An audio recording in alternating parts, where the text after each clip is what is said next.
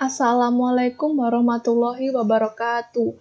Perkenalkan, nama saya Dewi Fahira Nabila Putri dengan NBI 14622000076.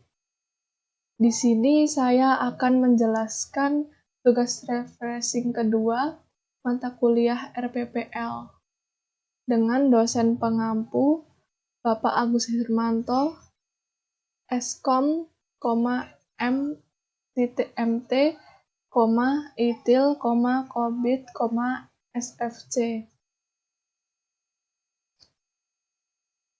Di sini saya mendapat kode soal M.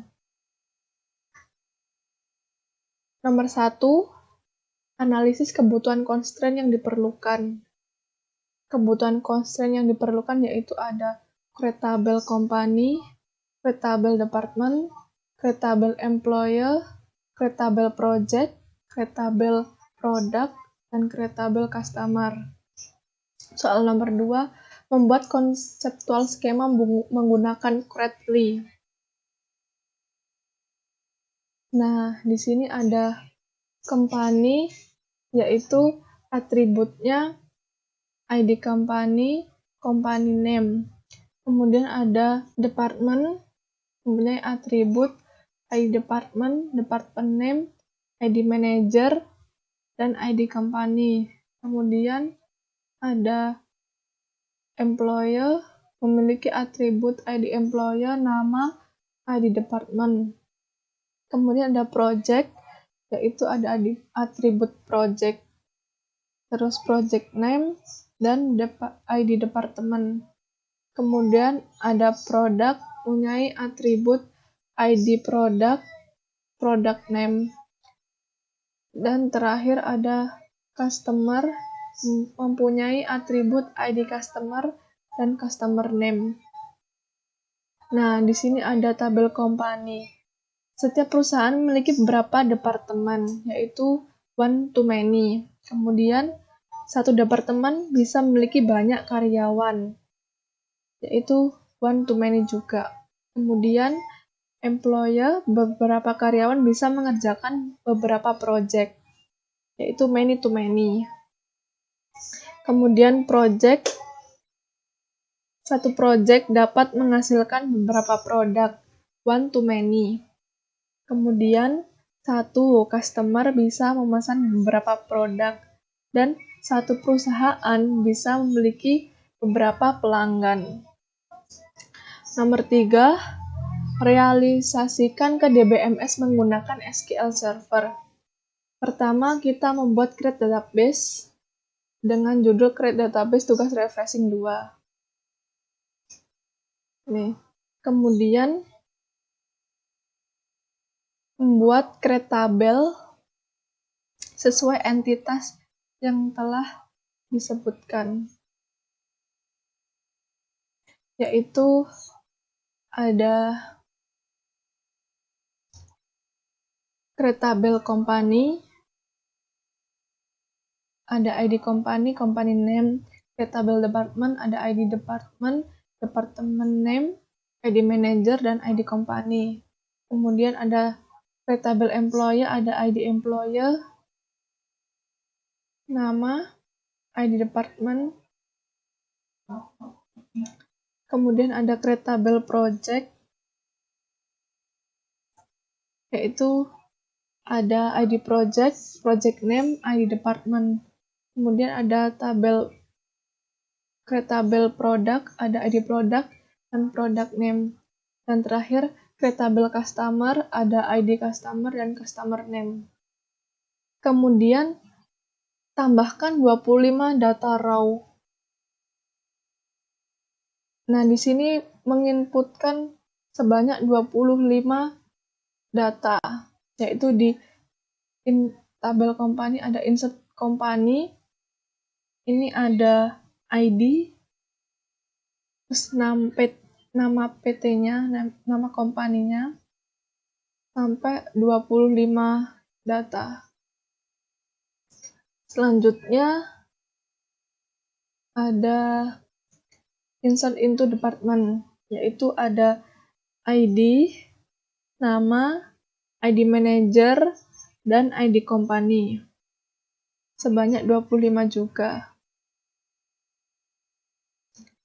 Kemudian ada insert into employees.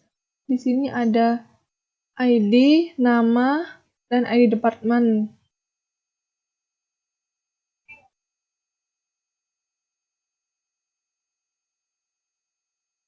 Terus ada insert into project. Ada ID project, nama project, dan ID department. Kemudian ada insert into product. Itu ada ID produk dan nama produk.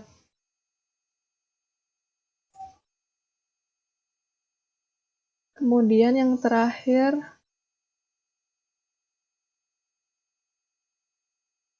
insert into customer. Di sini ada ID customer dan customer name. Banyak 25 juga. Kemudian lakukan analisis kemungkinan terjadi anomali dengan menyertakan simulasi kondisi anomali. Anomali biasanya merujuk pada kondisi yang tidak diinginkan. Contoh pada tabel project, jika seseorang admin pada saat menginputkan data keliru atau saat customer ingin mengganti nama project, jika tidak ada backup tabel log, maka data tersebut tidak bisa diganti. Jadi di sini harus membuat tabel yang bernama log project.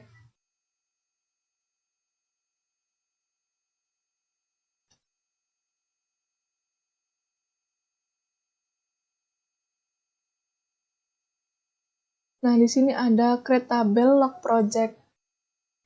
Ada ID log, int primary key identity, buka kurung 1,1 tutup kurung. Ada ID project, project name lama, project name baru, dan update time.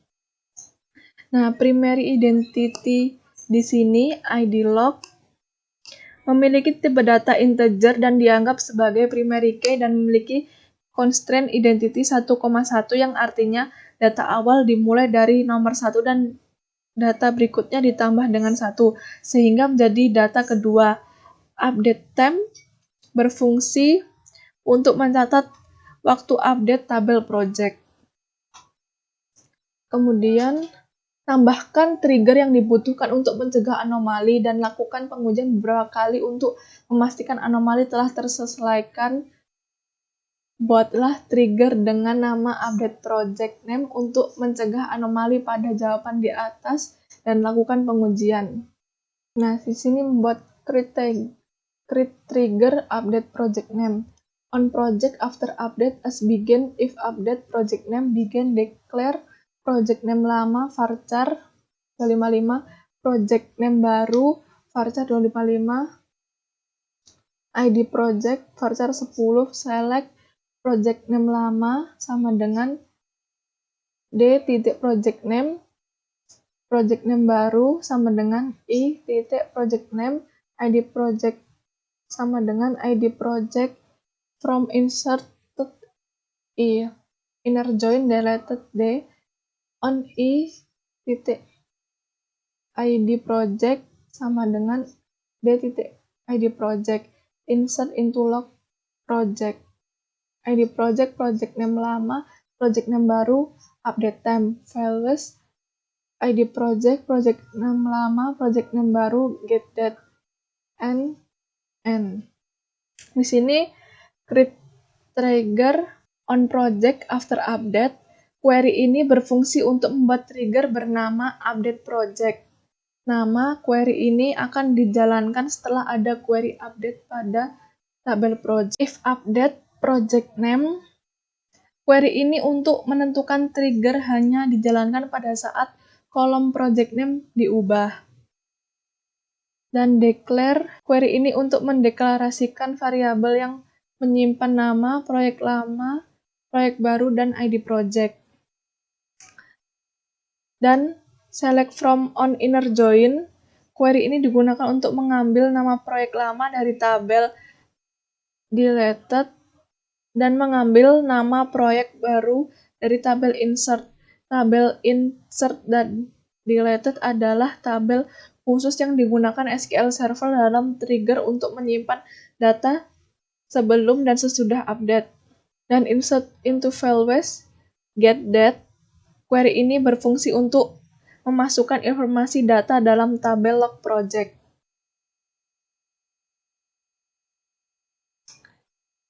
Kemudian pengujian nama update nama project pada tabel project dan diganti sesuai dengan data yang benar. Update project, set project name, sama dengan proyek pengembangan aplikasi finance, where ID project, kode ID-nya PRJ1. Hasil dari percobaan pertama seperti ini. Project name lama akan diganti dengan project name baru. Pengujian kedua, update nama project pada tabel project yang diganti sesuai data yang benar. Ini hasil percobaan kedua. Dari sebelumnya project pengembangan aplikasi, dari proyek pengembangan aplikasi finance. Dan selanjutnya nomor 4, lakukan analisis kebutuhan dan desain constraint berdasarkan hasil dari poin E di atas dengan menggunakan Moscow dan FURPS+. Nah, Moscow yang ke-1 database untuk menyimpan data tentang produk yang disediakan perusahaan, database untuk menyimpan data tentang karyawan, termasuk para ahli konsultan dan staf pendukung, database untuk menyimpan data tentang departemen dalam perusahaan, database untuk menyimpan data tentang proyek, termasuk tim proyek dan manajer proyek. Kedua, SOLT. Fungsi ini untuk melacak karyawan yang bekerja pada proyek tertentu. Terus yang ketiga, COLT. Fungsi ini untuk melacak produk yang disampaikan kepada pelanggan tertentu. Fungsi untuk melacak kinerja karyawan dalam proyek. Yang terakhir, WON. Tidak ada staf jangka pendek atau sementara karena semua personel dipekerjakan dalam jangka panjang. Selanjutnya FURPS+, fungsional. Perusahaan membutuhkan database untuk menyimpan data tentang produk, karyawan, departemen, dan proyek. Kegunaan database harus mudah digunakan oleh karyawan, termasuk para ahli, konsultan, dan staf pendukung. Antarmuka pengguna harus intuitif dan mudah dipahami. Berikutnya keandalan. Database harus dapat diandalkan dan selalu tersedia untuk karyawan. Data harus akurat dan up to date. Selanjutnya kinerja. Database harus dapat menangani jumlah data yang besar dan kompleks. Query dan operasi lainnya harus dapat dijalankan dengan cepat dan efisien. Selanjutnya dukungan. Database harus mudah dikelola dan diperbarui. Harus ada dukungan teknis yang tersedia untuk membantu karyawan jika mereka mengalami masalah dengan database. Selanjutnya, kendala desain. Database harus dirancang dengan mempertimbangkan struktur organisasi perusahaan, yaitu dibagi menjadi departemen yang dipimpin oleh manajer departemen. Selanjutnya, persyaratan implementasi. Database harus diimplementasikan dalam lingkungan yang aman dan terkontrol untuk melindungi data perusahaan. Database harus kompatibel dengan teknologi dan infrastruktur yang sudah ada di perusahaan. Selanjutnya ada persyaratan antarmuka. Antarmuka database harus user-friendly dan mendukung interaksi yang efisien antara pengguna dan sistem. Antarmuka harus mendukung berbagai jenis pengguna, mulai dari ahli, teknis, hingga staf pendukung. Dan yang terakhir, persyaratan fisik. Jika database di hosting di cloud, penyedia layanan cloud harus dipilih dengan hati-hati untuk memastikan keandalan dan keamanan data. Selanjutnya, soal nomor 5, lakukan desain arsitektur berdasarkan hasil analisis kebutuhan poin D. Yang pertama, BPMN. Customer ingin membeli produk, customer melakukan pembayaran, lalu customer mendapatkan bukti pembayaran. Pesanan customer dicatat admin dan masuk ke database customer. Lalu admin menyuruh departemen yang sesuai dengan kebutuhan proyek untuk dikerjakan. Departemen menerima project dan masuk ke dalam database project. Departemen menyuruh manajer dan karyawan untuk mengerjakan project. produk telah selesai dan menghasilkan produk yang diinginkan dan masuk ke database produk. Selanjutnya UML. Customer berinteraksi dengan memesan produk. Customer mendapatkan produk yang diinginkan. Company berinteraksi dengan departemen, employer, dan memberi project. Sekian dari saya. Wassalamualaikum warahmatullahi wabarakatuh.